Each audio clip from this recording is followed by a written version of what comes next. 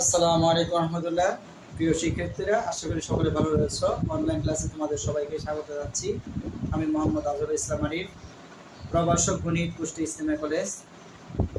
তো তোমাদেরকে যারা অষ্টম শ্রেণীতে পড়তেছ, তোমাদের জন্য আজকে যে গণিত ক্লাসের অধ্যায় 1 এমসিকিউ প্রশ্নের সহজ টেকনিকের সমাধান তোমাদেরকে দেখাবো। আজকে তৃতীয় ক্লাস। এর আগে তোমাদেরকে আমি 2টি ক্লাস নিয়েছি। আজকে দ্বিতীয় ক্লাস। তোমরা ভালোভাবে জানো যে আমি তোমাদেরকে অধ্যায় 1-এর এমসিকিউ এর সহজ ব্যাখ্যার জন্য শুধুমাত্র নিয়মগুলো করাচ্ছি। অর্থাৎ আমি তোমাদেরকে যে এমসিকিউগুলো দেখাবো, এই নিয়মগুলো যদি তুমি রপ্ত করতে পারো, তুমি যে কোনো এমসিকিউ অধ্যায় 1 থেকে আনসার করতে পারো খুব সহজে।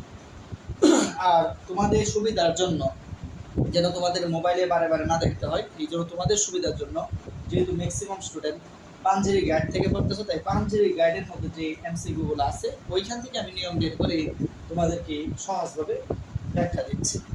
তো সকলে চলো আমরা ক্লাসটা শুরু করি। এখন লক্ষ্য করে দেখো, আজকে আমাদের 29 নাম্বার যে এমসিকিউটা রয়েছে, নিচের কোনটি ফিবোনাকি সংখ্যার প্যাটার্ন। তাহলে তোমরা পড়েছো ফিবোনাকি সংখ্যাটা কি, আগে তোমাদেরকে একটু ধারণা দিই। যেমন প্রথমে তুমি 1 লিখলা, এরপরে লিখলা আরো একটা 1। এগুলাকে আমরা বলি পদ। এখানে আছে 2টা পদ, প্রথম পদ 1, দ্বিতীয় পদ 1। এখন এই 2টা পদ যদি আমরা যোগ করি আকারে, তাহলে আমরা কত পাই? 2 পাই। এটাকে আমি ফিবোনাকি ধারা বা ফিবোনাকি সিস্টেম, ফিবোনাকি যে পদ্ধতিটা বের করেছে। তো প্রথম পদ আর দ্বিতীয় পদ যোগ করলে আমরা তৃতীয় পদ পাই। চতুর্থ পদটা কিভাবে বের করো? মনে করো তুমি এটা জানো না, তাহলে নিয়ম কি? আগের যে 2টা পদ আছে, 2টা পদ যোগ করলে তুমি পরবর্তী পদটা পাবে। তাহলে আমরা বলতে পারি ফিবোনাকি সংখ্যা বের করার সিস্টেম হচ্ছে আগের 2টা পদ যোগ করলে পরবর্তী পদটা পেয়ে যায়। তাহলে দেখি তো আমরা এখানে 0 আর 1, এই 2টা পদ যদি আমরা যোগ করি তাহলে কত হয়? 1 হয়। আর এই 2টা যদি যোগ করি তাহলে 2 হয়। এই আগের 2টি পদ যোগ করলে 3 হয়। তাহলে আমরা প্রথমেই দেখে ফেললাম যে আমাদের সঠিক উত্তর আছে কর মধ্যে। আর বাকিগুলোর মধ্যে একটা 0 আর 0 যোগ করে 0 আর কিন্তু নাই, বাকি 3টা বলতে হবে। তাহলে এটা হচ্ছে তোমার সঠিক সমাধান। দেখো 29 এর মতো সেম আমি তোমাদেরকে আরেকটা দিলাম, নিচে কোনটি ফিবোনাকি সংখ্যার প্যাটার্ন, তোমরা নিজেরা বের করতে পারবে। লক্ষ্য করে আমরা ক নাম্বার যদি যাচ্ছে 0 আর 2 যোগ করলে কত হয়? 2। এখন এই 2টা যোগ করলে হয় 4, 4 আর 2 যোগ করলে 6। আমরা আগে দেখো কত উত্তর পেয়েছি, বাকিগুলো দেখো মিল নেই। যেমন আমি যদি একটা দেখাই, 0 আর 1 যোগ করলে 1, 1 আর 1 যোগ করলে 2। এখন তুমি যদি এতটুকু দেখে যদি বলে ফেলো ফিবোনাকি সংখ্যা, তাহলে কিন্তু তুমি গোল করবা। 1 আর 2 যোগ করলে হবে 3, কিন্তু দেওয়া আছে কি 4। তাহলে এটা ফিবোনাকি সংখ্যা। আমরা ফিবোনাকি সংখ্যা পেলাম ক নাম্বারটা। আশা করি বুঝতে পারছো। আর এই যে এটাই ফিবোনাকি সংখ্যাগুলো আমরা বলতে পারি, বা এটা একটা প্যাটার্ন ভাবে সাজানো। তাহলে এটা হচ্ছে আমাদের উত্তর। দেখো আমি তোমাদের জন্য আরো একটা নিয়ম দিলাম 32 নাম্বার। দেখো কি আছে? একই রকম ফিবোনাকির মতো, -2 মাইনাস, এরপর 2 আছে 0 2 2 4। তালিকার পরবর্তী 2টি সংখ্যা কি কি? তার মানে তোমাকে পরের 2টা সংখ্যা বের করতে হবে। এই জন্য আগে তুমি দেখবে সংখ্যাটা কিভাবে আসছে। লক্ষ্য করো, এই যে -2 আর 2 যোগ করলে কত হয়? 0। তাহলে এই 2টা যোগ করলে পাইছো পরবর্তী পদ। এই 2 আর 0 যোগ করলে হয় 2। এই 0 আর 2 যোগ করলে 2, 2 আর 2 যোগ করলে কত? 4। তাহলে আমরা বলতাম এটা ফিবোনাকি সংখ্যা। তাহলে এই পরবর্তী সংখ্যাটা হয় বাকি আগের 2টা যোগ করলে 4 আর 2 যোগ করলে কত? 6। 4 আর 2 যোগ করলে কত পেয়েছো? 6। 6 এর আগে তারপরে কি 4, 6 আর 4 যোগ করে 10। তাহলে আমরা একটা সংখ্যা পাবো 6। এই যে 6 আর 4 যোগ করলে কত? 10। তাহলে আমাদের সঠিক উত্তর হচ্ছে 6 ও 10। কোথায় আছে? গ নাম্বারের মধ্যে। আশা করি বুঝতে পেরেছো। দেখো আমরা পরবর্তী যে ব্যাখ্যাটা যাচ্ছি 33 নাম্বার। এটা কিন্তু নিয়ম আমি, ঠিক আছে? 0 1 1 2 3 5 প্যাটার্নটির অষ্টম পদ 8 নাম্বার পদ। তাহলে আমরা দেখি এখানে কয়টা পদ আছে? 1টি 2টি 3টি 4টি 5টি 6টি, 6টা পদ দেওয়া আছে। তাহলে অষ্টম পদ কি? সপ্তমটাও জানো না, অষ্টমটাও তুমি জানো না।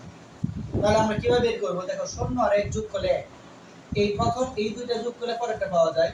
1 আর 2 যোগ করলে পাওয়া যায় 3, 2 আর 3 যোগ করলে 5। তার মানে এটা কি আমরা জানি ফিবোনাকি সংখ্যার প্যাটার্ন। তাহলে 3 আর 5 যোগ করলে আমরা কত পাই? 8। এটা হচ্ছে 7 নাম্বার পদ। তাহলে 8 নাম্বার পদ কি হবে? এই যে আগে কি ছিল? 5, 5 এর পর আমরা 8 পেয়েছি, 5 আর 8 যোগ করলে কত? 13। তাহলে আমাদের সঠিক উত্তর হবে এই যে ঘ নাম্বার হচ্ছে আমাদের সঠিক উত্তর। আশা করি বুঝতে পেরেছো। দেখো 34 নম্বরের এটা নিয়ম 1 5 এর 29 ডট তালিকার পরবর্তী সংখ্যাটি কত? এখন তুমি দেখবা, দেখো এখানে ছিল 1, হয়ে গেছে কত? 5। কত বেড়ে গেল? 4 ব্যবধান। 5 থেকে হয়ে গেছে 13, কত বেড়ে গেল? 13 থেকে 5 বিয়োগ করলে 8, 13 থেকে 29, যদি আমি 29 থেকে 13 বিয়োগ করলে কত? 16। দেখো এটা কিন্তু ফিবোনাকি সংখ্যা না। লক্ষ্য করো, আগে ব্যবধান ছিল 4, পরে 8, পরে কত? 16। এখন তোমরা একবার চিন্তা করে দেখো, 4 এর পরে হয়ে গেছে 8, 4 এর দ্বিগুণ 8, 8 এর দ্বিগুণ 16, তাহলে 16 দ্বিগুণ কত? 16 দ্বিগুণ হবে 32।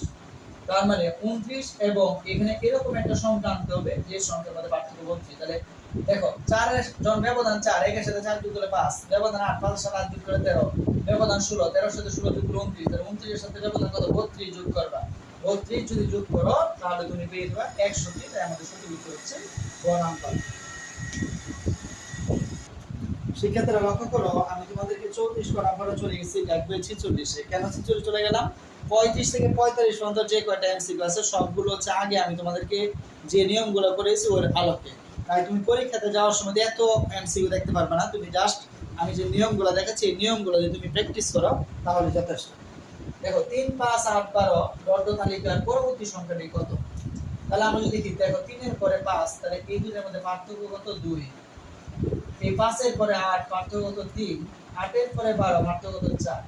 দেখো একটু আগে ফিবোনাকি সংখ্যা পড়িয়েছি, 3 আর 5 যোগ করলে 8, 5 আর 8 যোগ করলে 13, তাহলে 13 নাই, তাহলে এটা ফিবোনাকি না। আমরা তাই পার্থক্য দেখছি, 5 থেকে 3 বিয়োগ করলে 2, 8 থেকে 5 বিয়োগ করলে 3, 12 থেকে 8 বিয়োগ করলে 4। তাহলে দেখো কিভাবে পার্থক্য বেড়েছে, প্রথমে 2, পরে 3, পরে 4। তাহলে আমরা বলতে পারি পরে যে পদটা আসবে তার পার্থক্য কত হবে? 5। তাহলে 12 এর সাথে 5 যোগ করলে 17। আমাদের সঠিক উত্তর হচ্ছে 1 নাম্বার। দেখো 52 নাম্বার যে এমসিকিউটা, বিজোড় স্বাভাবিক সংখ্যার প্যাটার্নের বীজগাণিতিক রাশি কোনটি? আমি দেখো 4টা কোনো অপশন দেই নাই, যদিও তোমাদের সঠিক অপশন আসবে, কারণ এটা তোমাদেরকে আমি আগেও করিয়েছি। আমরা করেছিলাম যদি বিজোড় সংখ্যা হয় এবং স্বাভাবিক হয়। স্বাভাবিক মানে কি? যেমন আমরা জানি বিজোড় মানে কি 1, তারপর স্বাভাবিক মানে কি মিল থাকবে 3 এর পরে 5, 5 এর পরে 7, 7 এর পরে 9। তাহলে এটা কিন্তু তোমাদেরকে আমি করিয়েছিলাম। কি করিয়েছিলাম? যে এটা সাধারণ পদ বা বীজগণিতের রাশি হচ্ছে 2 ক মাইনাস 1, 2 ক মাইনাস 1। তাই তুমি এটা মুখস্থ, এটা তোমাদের এমসিকিউ গ নাম্বারের মধ্যে সঠিক উত্তরটা আছে, কিন্তু তুমি এটা কিন্তু মুখস্থ করবা। এমনকি এটা সংক্ষিপ্ত প্রশ্ন আসতে পারে যে বীজগণিতীয় এই যে বিজোড় স্বাভাবিক সংখ্যার বীজগণিতের রাশি কি? তাহলে 2 ক মাইনাস 1 তুমি মুখস্থ রাখবা। দেখো 56 নম্বর এমসিকিউ, 1, 3, 5, 7 দর্দ তালিকার 50তম সংখ্যা কোনটি? 50তম সংখ্যাটা কি হবে? দেখো তুমি যদি এভাবে গণো 1, 3, 5, 7, 9, 11, 13, 15 এভাবে গণতে গণতে 50টা যেতে অনেক সময়ের প্রয়োজন। তাহলে আসো আমরা কিভাবে সহজে 50তম সংখ্যাটা কম সময়ে বের করতে পারি। 1, 3, 5, 7 দেখো সংখ্যাগুলো বিজোড় এবং স্বাভাবিক সংখ্যা। একটু আগে তুমি পড়েছো কত নাম্বার? 52 নাম্বার এমসিকিউ তোমাকে পড়াইছি যে যদি বিজোড় হয় এবং স্বাভাবিক সংখ্যা হয় তাহলে এটা একটা বীজগণিতীয় সূত্র আছে, বীজগণিতীয় রাশি 2 ক মাইনাস 1।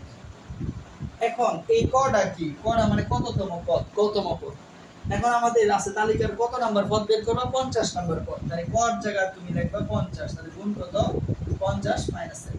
2 আর 50 গুণ করলে 100, 100 থেকে 1 বিয়োগ তাহলে আমরা 99 পেয়ে যাই। তাই আমাদের সঠিক উত্তর হচ্ছে গ নাম্বার। আশা করি বুঝতে পেরেছো। দেখো বলছে কি 2, 3, 5, 7 মৌলিক সংখ্যা ডট ডট মৌলিক সংখ্যার প্যাটার্নটির সপ্তম পদ কত? মানে 7 নাম্বার পদ। ভালোভাবে বুঝো কি বলছে, মৌলিক সংখ্যা।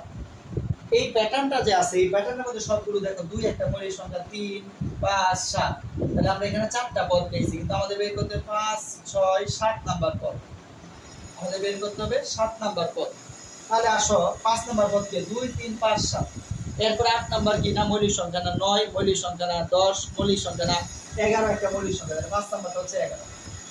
12 মৌলিক না 13 মৌলিক সংখ্যা। তাই 6 নাম্বারের উত্তর হচ্ছে 13। সপ্তম পদ আমরা যেটা বের করতে যাচ্ছি, সপ্তম পদ কাঙ্ক্ষিত পদ 13 এর পরে 14 মৌলিক না, 15 মৌলিক না, 16 মৌলিক না, 17 হচ্ছে কি সংখ্যা? মৌলিক সংখ্যা। তাহলে আমাদের সঠিক উত্তর হচ্ছে খ নাম্বার। দেখো আমরা চলে গেলাম 61 নাম্বার এমসিকিউ, 779 সংখ্যাটি কোন বীজগণিত রাশির 111তম পদ? কথাটা ভালো বুঝো, 111তম পদ। এখানে 4টা রাশি দেওয়া, বীজগণিত রাশি দেওয়া, কোনটার মধ্যে এটা মিলে? দেখো আমরা কর মান কিন্তু 111। তাহলে আমরা যদি এখানে ক্যাশ করি 7 গুণ ক যদি 111 আমরা দিই মাইনাস 2, এটা গুণ করলে 777। 777 2 বিয়োগ করে কোনোদিন 779 হবে না। এখানে যদি কর মান আমরা 111 বসাই, 7 গুণ 111 যোগ 2, 7 আর 111 গুণ করলে 777 যোগ 2 779। তাই আমাদের সঠিক উত্তর হচ্ছে ক। দেখো পরবর্তী যে এমসিকিউটা সেম 61 নম্বরের মতো। 10,000-এ কোন বীজগণিত রাশির শততম পদ? শততম মানে কি?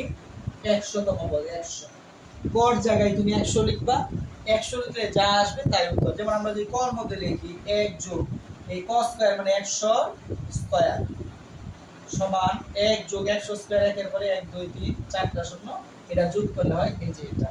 আশা করি বুঝতে পেরেছো। এটা হচ্ছে আমাদের 62 নম্বর এমসিকিউ এর সমাধান।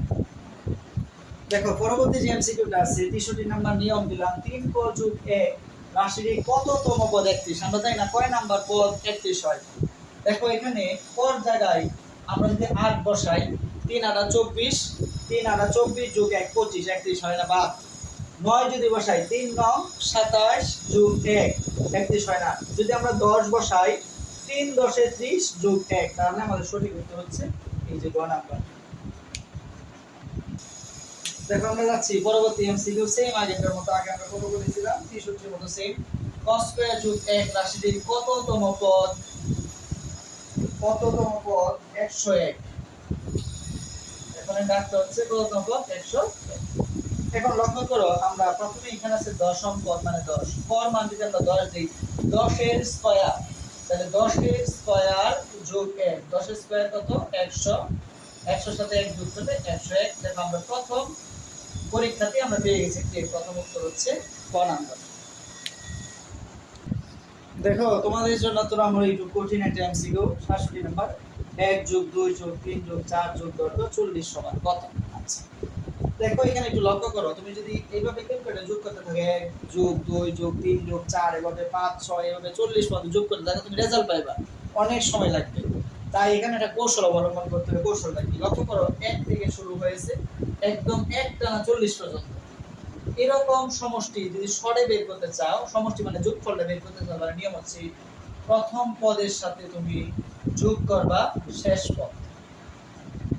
প্রথম পদের সাথে শেষ পদ। তুমি পরীক্ষা গ্রাফের সময় কিন্তু এগুলো লিখতে পারবে না, আমি তোমাদের বোঝানোর জন্য লিখতেছি। প্রথম পদের সাথে যোগ করবে কি তোমার শেষ পদ, 2 দ্বারা ভাগ, গুণ হচ্ছে কয়টা পদ আছে এখানে? পদ সংখ্যা, পদ সংখ্যা। এটা হচ্ছে নিয়ম মাত্র, ঠিক আছে? পরে চাকরি পরীক্ষা তো আসে তোমার, যারা বড় বড় ক্লাসে দেখো অনার্স মাস্টার শেষ করার পরে চাকরির জন্য পড়তেছে, তাদের আসে এইগুলা।